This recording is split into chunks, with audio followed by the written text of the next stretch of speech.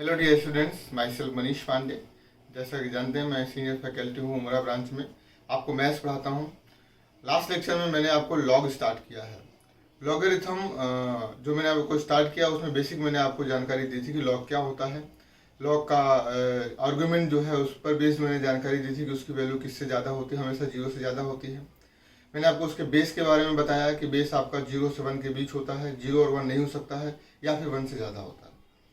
इस लेक्चर में मैं आपको उसकी प्रॉपर्टीज बताऊंगा, उसके जो फंडामेंटल थ्योरम्स हैं वो मैं आपको बताऊंगा, फिर उस पर बेस में क्वेश्चंस करवाऊंगा। लॉग में और ज़्यादा कुछ भी नहीं है, सिर्फ कुछ फॉर्मूले हैं और उस पर बेस क्वेश्चंस हैं, क्वेश्चंस करने की ट्रिक्स हैं और लॉग की इक्वेशंस हैं, तो वो अपन सॉल्व करते हैं। राइट, आइए। तो डियर स्टूडेंट्स, जैसा कि मैंने आपको लास्ट क्लास में बताया कि लॉग क्या होता है। लॉग का हल्का सा मैंने बेसिक आइडिया आपको ग्राफ का दिया, बट ग्राफ इतना इंपॉर्टेंट नहीं है फिलहाल के लिए, इसलिए ग्राफ यदि आपको समझ नहीं आता है तो ग्राफ पर इतना ज़्यादा दिमाग मारने की ज़रूरत नहीं है। ठीक है, मैं आपको आज जब जो समझाने वाला हूँ वो सबसे इम्पॉर्टेंट है, क्योंकि इसमें फॉर्मूले मैं आपको बताऊँगा किस तरीके से इसके फॉर्मूले यूज़ होंगे और लॉग के क्वेश्चन आप किस तरीके से सॉल्व कर सकते हैं। तो इट इज़ वेरी इंपॉर्टेंट। तो आज का लेक्चर आप जरा ध्यान से देखिएगा क्योंकि ये बहुत इंपॉर्टेंट है। तो इसमें मैं आपको बताने जा रहा था fundamental laws of log.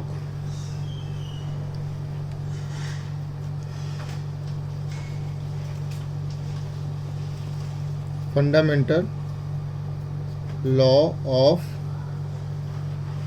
Of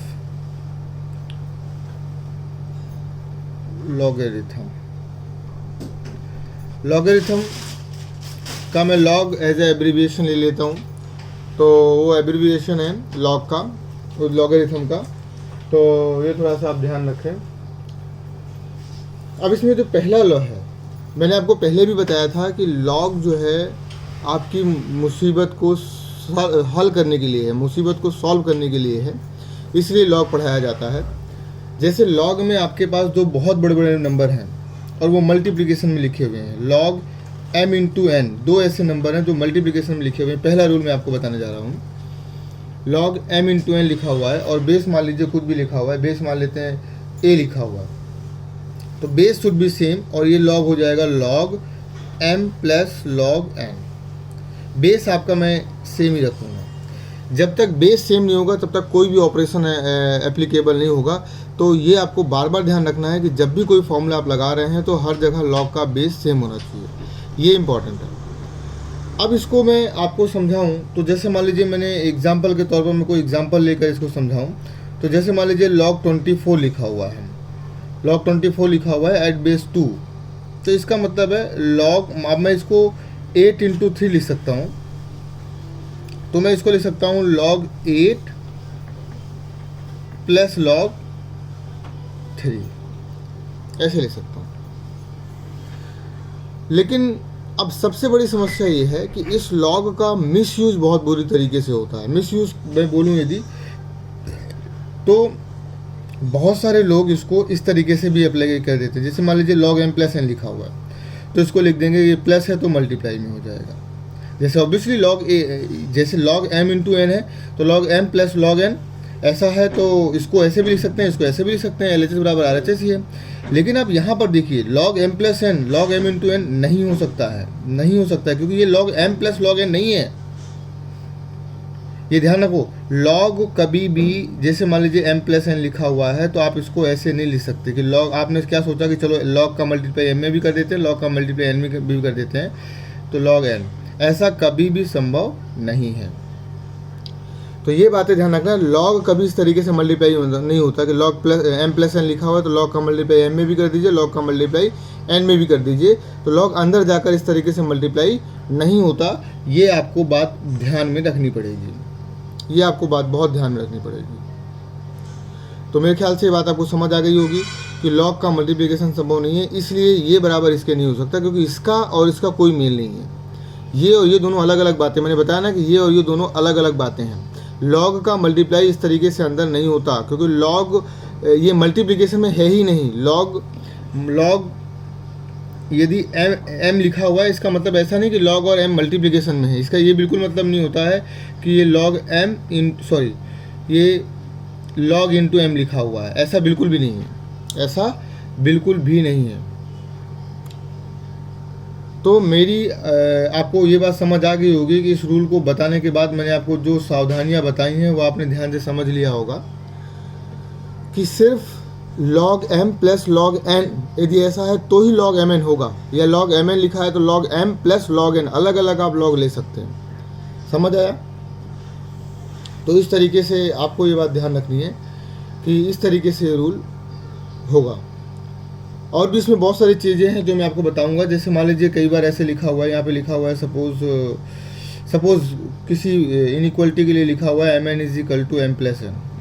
अब आपको लगता है टेक दोनों साइड लॉग ले लेते हैं, तो आप सोचेंगे चलो दोनों साइड लॉग ले लेते हैं, तो log mn हो गया, इसमें log m हो गया, log n हो गया। ये भी गलत है, ये भी गलत है, ऐसा भी नहीं ले सकते। दोनों साइड लॉग लेने का मतलब ये है कि दोनों साइड आपको लॉग लेना है तो log एक इधर ले लीजिए और एक log उधर ले लीजिए, log m प्लस n। मैंने taking log on both side किया है, taking log on both side, दोनों साइड log लिया है मैंने, तो एक ही log इधर ले सकते हैं, एक ही log इधर ले सकते हैं पूरे में।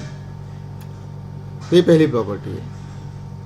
पहली प्रॉपर्टी मैंने बताया, यही प्रॉपर्टी प्लस या माइनस में भी काम करेगी। जैसे दूसरी प्रॉपर्टी मैं आपको बताऊं तो दूसरी प्रॉपर्टी है log m upon n, base मान लीजिए a है, log m अपॉन n यदि लिखा हुआ है तो डिवाइड को हम बहुत आसानी से सब्सट्रैक्शन में कन्वर्ट कर सकते हैं, log n।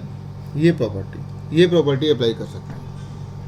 सेम मैंने जैसे बताया कि जैसा ये लिखा हुआ है वैसा ही अप्लाई कर सकते हैं। log m minus log n लिखा हुआ है तो ये log m अपॉन n लिख सकते हैं आप, या log m अपॉन n लिखा है तो उसको log m और माइनस log n ही लिख सकते हैं, आप log m माइनस n नहीं लिख सकते।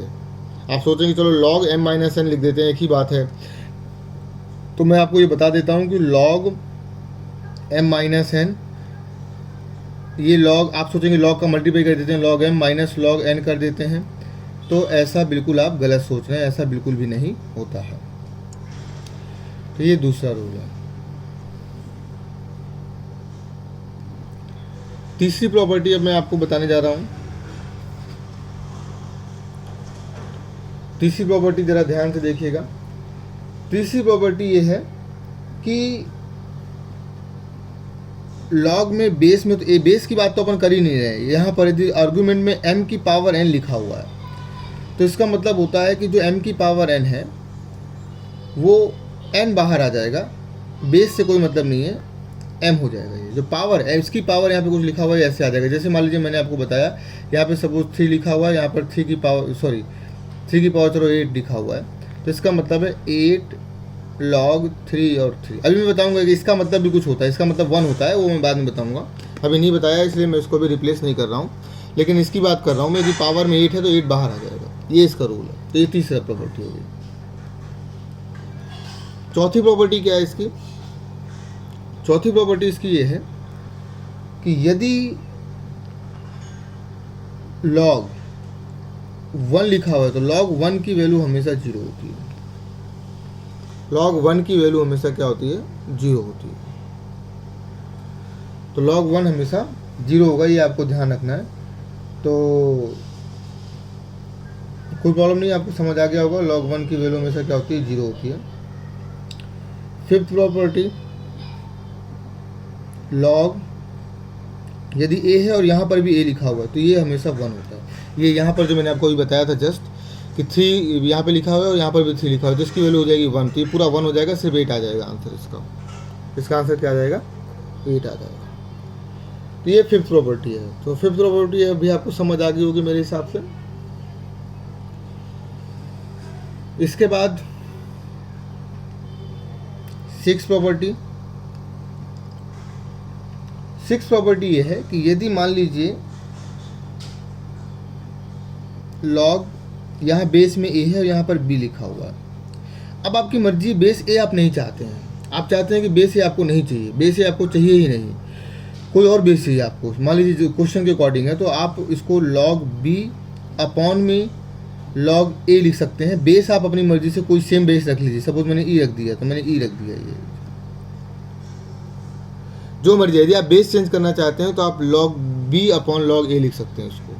ये चौथी प्रॉपर्टी है, ये चौथी प्रॉपर्टी है, ठीक है। तो ये आपको समझ आ गया होगा मैंने क्या बताया आपको। अभी इसके बहुत सारे क्वेश्चन अपन करने वाले हैं, तो do not worry about that. Upon questions करेंगे तो ये बहुत चीज़ें समझ आ जाएंगी। इसका मैं एग्जांपल आपको बताऊं, जैसे मान लीजिए log लिखा हुआ है, यहाँ पर 8 लिखा हुआ है, यहाँ पर 3 लिखा हुआ है, तो हम इसको चाहते हैं log बेस 2 में चलाना, log 2 बेस चाहते हैं, तो log 8 अपॉन log 3 लिख दीजिए और बेस हर जगह 2 लगा दीजिए, इस तरीके से।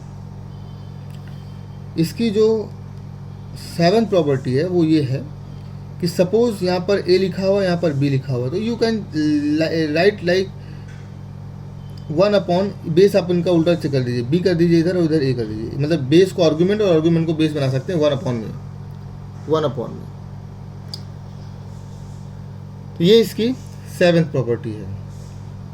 इसका भी एग्जांपल आप देखिए, जैसे log 8 और यहाँ पर 3 लिखा हुआ है, तो you can write 1 upon log 8 इधर और 3 इधर, इस तरीके से लिख सकते हैं।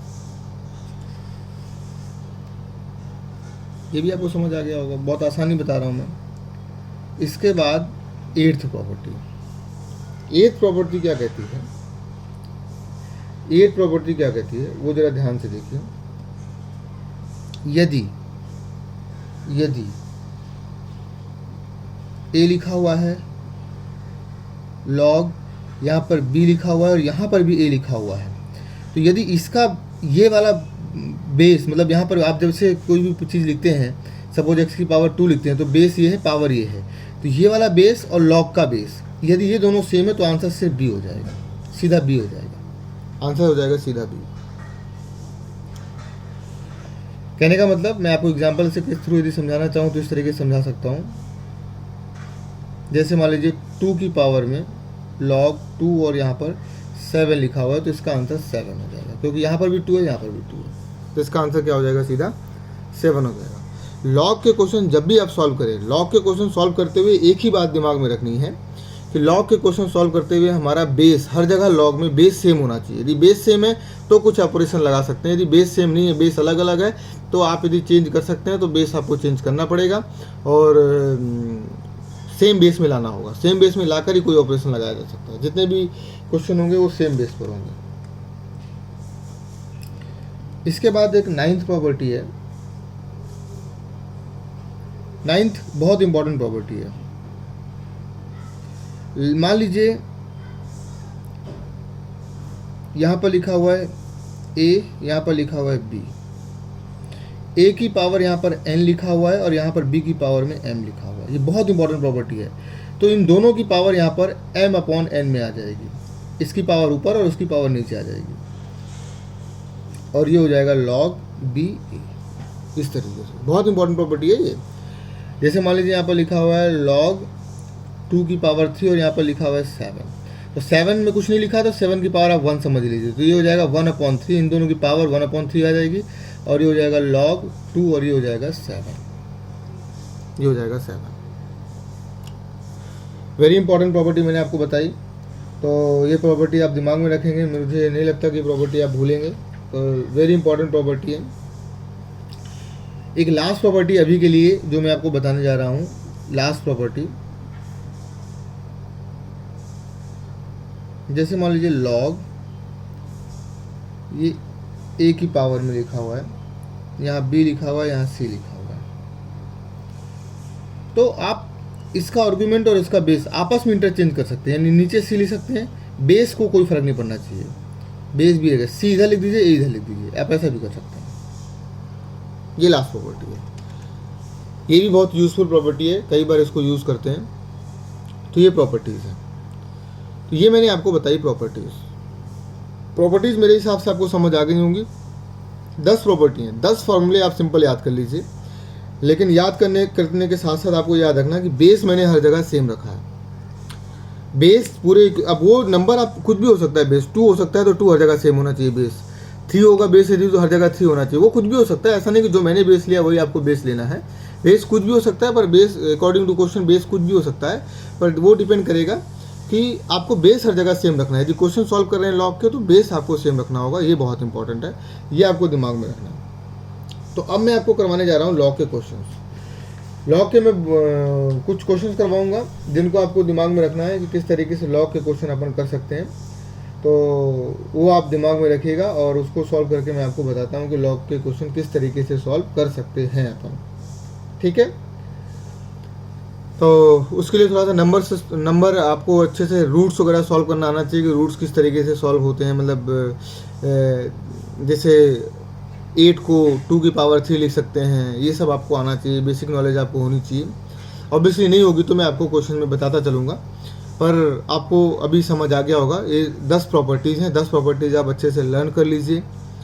लर्न नहीं करना, मैं वैसे लर्न करने की हिदायत कभी नहीं देता, ये लर्न करने की सलाह कभी नहीं देता। मैं हमेशा ये सलाह देता हूँ कि आप इनको हमेशा क्वेश्चन में प्रयोग करिए। जैसे क्वेश्चन आया तो तुरंत जो है लॉग जहाँ मैंने ये फॉर्मूले लिखा है वो फॉर्मूला देखिए कौन सा फॉर्मूला यूज़ होगा। जब आप क्वेश्चन में बार बार यूज़ करेंगे तो वो प्रॉपर्टी आपको ऑटोमेटिक याद हो जाएंगी। पर यदि दिमाग में आपके पास है थोड़ा सा, आपने ऐसा नहीं कि बिल्कुल आप रट नहीं सकते, थोड़ा सा यदि आप दिमाग में रख लेंगे इन 10 के 10 फार्मूलों को तो आपको क्वेश्चंस करने में आसानी होगी। तो आई रिक्वेस्ट कि आप लोग इन फॉर्मूलों को बहुत अच्छे से देख लीजिए। नेक्स्ट क्लास पढ़ने से पहले ये फॉर्मूले आपको बहुत अच्छे से याद हो जाए, तभी आप नेक्स्ट क्लास देखिए। ठीक है ना। यदि आप कंटिन्यूस 2 लेक्चर देख रहे हैं तो पहले इसको देखने के बाद थोड़ी देर पॉज लीजिए, इन फॉर्मूलों को अच्छे से देख लीजिए, लिख लीजिए, उसके बाद अपन नेक्स्ट उसमें आएंगे, नेक्स्ट लेक्चर देखेंगे। ठीक है, तो आइए मिलते हैं नेक्स्ट लेक्चर में, और नेक्स्ट लेक्चर में देखते हैं इससे कुछ क्वेश्चंस।